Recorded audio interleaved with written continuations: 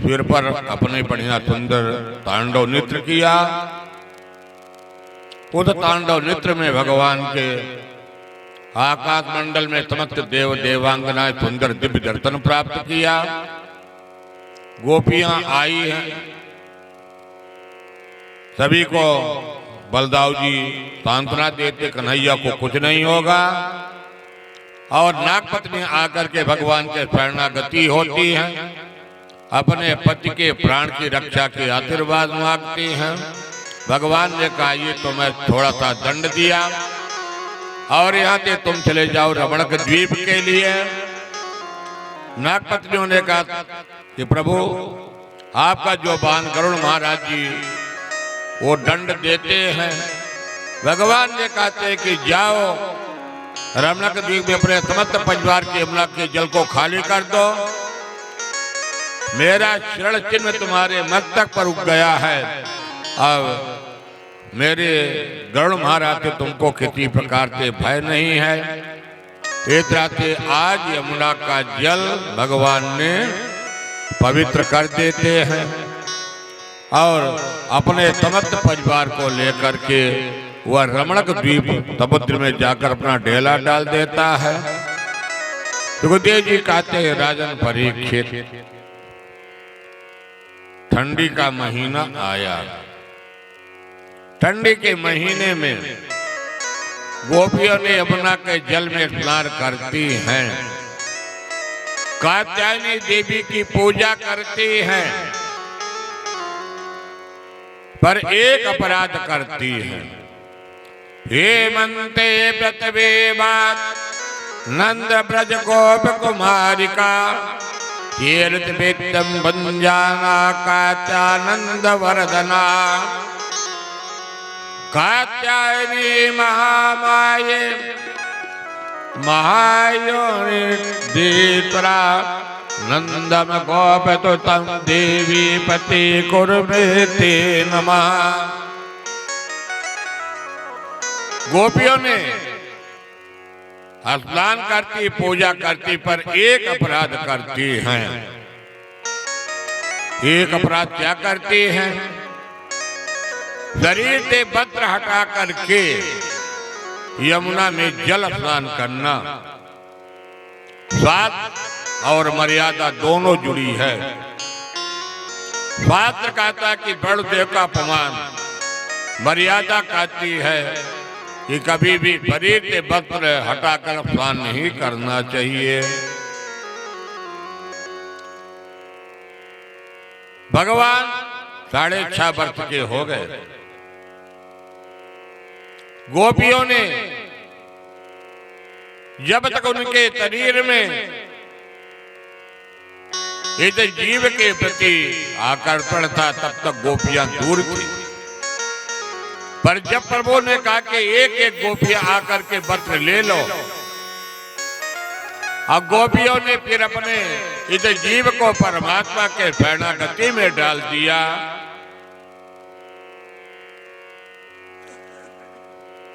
गोपियों के शरीर में वस्त्र ही वस्त्र हो जाता है। सुखदेव जी कहते राजन परीक्षित, भगवान ने किसी के लांगा चुराया नहीं है। समरथ कहूं नहीं दोत गोताई रवि पावक तुर तर की नाई। क्योंकि जब यह जीव परमात्मा की शरणागति में चला जाता है, अविद्या है। वस्त्र क्या विद्या? भगवान ने जब शरणागति चले जाती गोपियों के शरीर में वस्त्र ही वस्त्र हो जाता है। भगवान ने उपदेश देते हैं गोपियां कभी भी निर्वस्त्र होकर के यमुना के जल या किसी भी जल में स्नान नहीं करना चाहिए। क्यों? एक तो जल के देवता वरुण महाराज जी हैं, वरुण महाराज जी का अपमान होता है। सांसारिक मर्यादाओं का भी सुखदेव जी राजा परीक्षित को बताते हैं कि कभी भी इस तरह से स्नान नहीं करना चाहिए। सुखदेव जी कहते राजन परीक्षित, कलयुग में प्रत्यक्ष दो ही देव हैं। ब्रजमंडल में गोवर्धन नाथ और दक्षिण भारत में तिरुपति बालाजी, जिसको वेंकटेश भगवान कहा जाता है। कलयुग में दो ही देवता हैं। आज भगवान बाल स्वरूप वेंकटेश भी स्थापित है आंध्र प्रदेश में। सुखदेव जी कहते राजन परीक्षित, भगवान गोपियों को अपने घर के लिए विदा किया। भगवान का प्रतिदिन लीला करना। भगवान आज जब सायंकाल अपने घर लौटे, यशोदा मैया नाना प्रकार से अपने घर में व्यंजन बना रही हैं। व्यंजन कैसे बना रही हैं? इंद्रदेव की पूजा करने के लिए। परमात्मा का सुखदेव जी कहते राजन परीक्षित, अभी तो ब्रह्मा के घमंड को भगवान ने चूर किया, अब ये इंद्रदेव को भी बड़ा घमंड था। इंद्र कोई देवता नहीं, इंद्र एक राजा है। मनवंतर कई मनवंतर बदला राजा कहलाते। इंद्रदेव के पास जल संसाधन विभाग इंद्रदेव के पास है।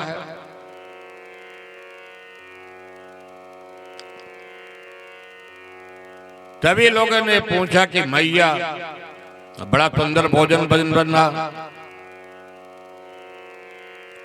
मैया ने कहा कि नंद बाबा से जाके पूछ लो, हमको छूना नहीं।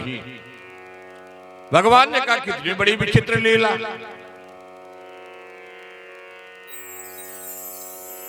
मैया कहती है कि मुझे छूना नहीं। नंद बाबा के पास कन्हैया गए और कन्हैया के पास नंद बाबा के पास जाकर कन्हैया ने पूछा। नंद बाबा से कहते बाबा आज घर में नाना प्रकार के पकवान बन रहा। मैया से मैंने कहा कि एक आध प्लेट मुझे भी दे दो, मैं भी भोग लगा लूं।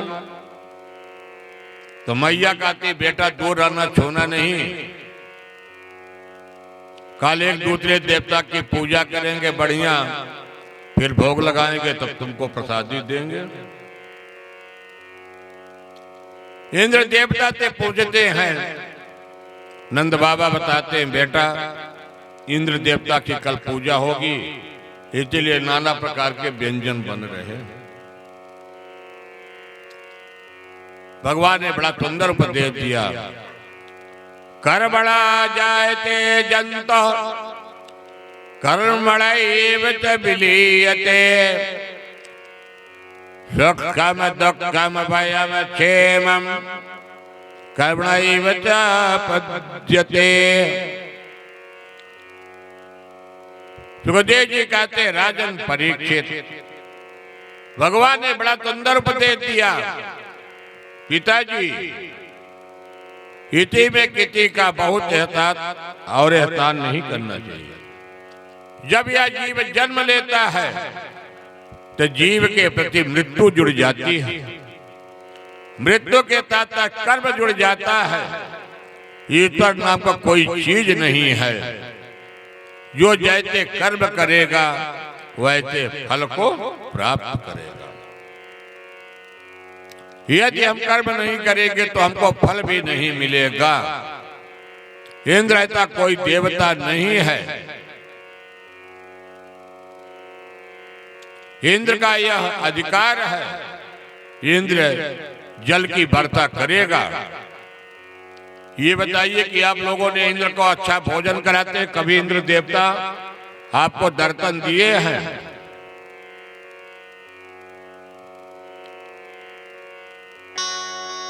सुखदेव जी कहते राजन परीक्षित, भगवान कहते कि मैं पिताजी आपको एक ऐसे प्रत्यक्ष देवता की दर्शन कराऊं जो बढ़िया गायों को हरी हरी तलैटी में दूब मिलती है, पिताजी तैयार हो गए, कहे बेटा ठीक है, किसकी पूजा कराओगे? कहते पिताजी हमारे जो प्रत्यक्ष देवता गिरिराज गोवर्धन महाराज, हम लोग गिरिराज गोवर्धन महाराज जी की पूजा करवाएंगे। गिरिराज गोवर्धन महाराज गायों को घास देते, जल देते हैं। सुखदेव जी कहते राजन परीक्षित तभी तैयार हो जाते हैं। सवेरा हुआ, शांडिल्य मुनि को बुलाया गया।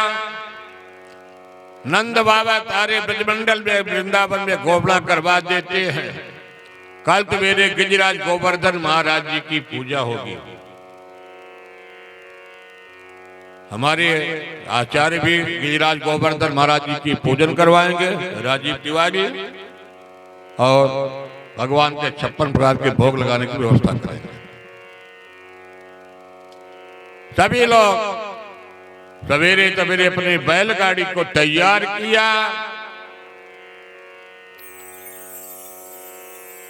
आगे आगे भगवान, नंद बाबा, दाऊ भैया, सारे ब्रजमंडल वासी गिरिराज गोवर्धन महाराज जी के पास पहुंच जाते हैं।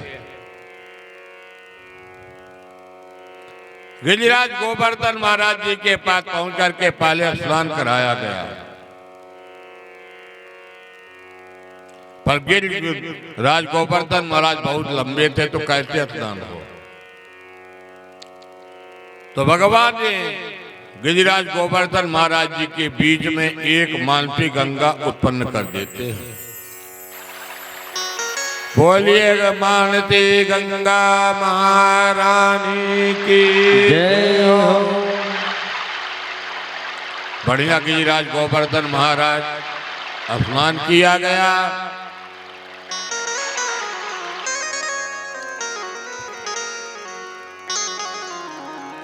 भगवान एक स्वरूप अपना गिरिराज गोवर्धन में बना लेते हैं। एक टाइम भगवान पूजने लगते हैं, स्वयं पूजे स्वयं पूजावे। भगवान की अब भोग लगने की तैयारी हो गई।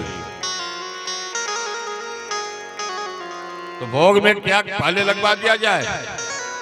अच्छा पहले पूजा हो जाए। चलिए ठीक है, भगवान की पहले पूजा कर लीजिए, फिर ना भोग लगेगा।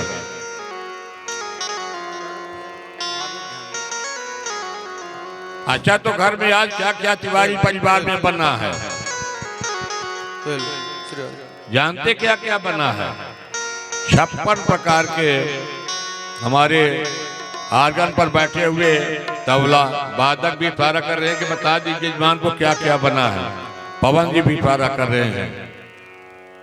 जला जलेबी कलाकंद बालू ताही, हम मोहन थार मेवा बाटी, यानी नाना प्रकार के व्यंजन जी की भोग लगेगी। सुखदेव जी कहते हैं राजन परीक्षित, नीलेश जी उनकी पत्नी और भाई भी तभी आ जाए, भगवान की विधिवत गिरिराज गोवर्धन महाराज जी की पूजन करें।